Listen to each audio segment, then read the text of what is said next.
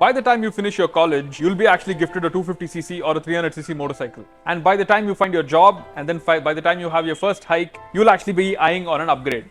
Ideally, it will be a 600 to an 800cc motorcycle. Today, we have shortlisted 5 different motorcycles for you to consider before you upgrade from a 250 or a 300cc motorcycle to a bigger bike. In 2023, any 600 to 650cc motorcycle is actually priced close to 10 lakh rupees. And the first bike that we need to talk about is a very popular motorcycle, the Kawasaki Ninja 650. So all the riders who are coming from an R3 or an R15 or even an RC390, they can consider the Ninja 650 because of its versatility, its great reliability, and also very friendly compared to other super sport machines in the same category.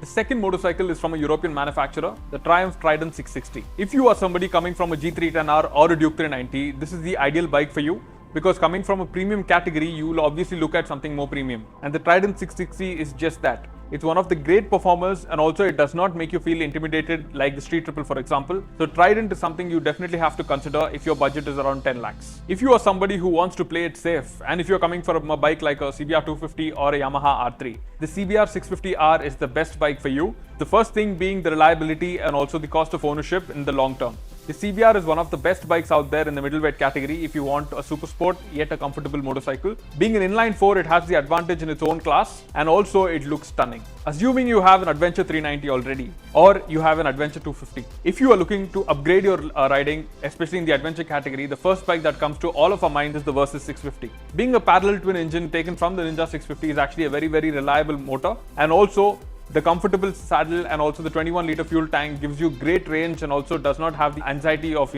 stopping every now and then. And another thing is that the Kawasaki Versys 650 has one of the best suspensions out there. And if you're considering to get into the adventure category or even the big bike category, a Versys 650 is going to be the best bet for you to actually get into that segment.